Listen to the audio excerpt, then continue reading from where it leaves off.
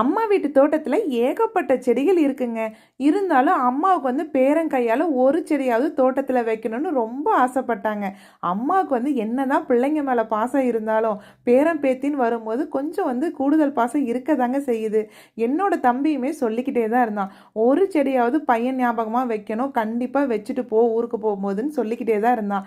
நாங்கள் என்னடா செடி வைக்கலான்னு யோசிச்சுட்டு இருக்கும்போது தான் அம்மா சொன்னாங்க, எலுமிச்சம்பழம் செடி வைக்கலாங்கன்னு. எப்படி வச்சாலும் வரமாட்டேங்குது, அதனால் கன்னிக்குட்டி கையால் வைக்கலாம் அப்படின்னு சொல்லிட்டு இருந்தாங்க. நாங்கள் கரெக்டாக எங்கள் சின்ன மாமியார் வீட்டுக்கு போயிருந்தப்போ அவங்க வீட்டில் எலுமிச்சம்பழம் செடி நிறைய பதியம் போட்டு வச்சுருந்தாங்க. சரி 2 செடி எடுத்துகிட்டு போக்கன்னு அப்படின்னு சொல்லி கொடுத்தும் விட்டுருந்தாங்க.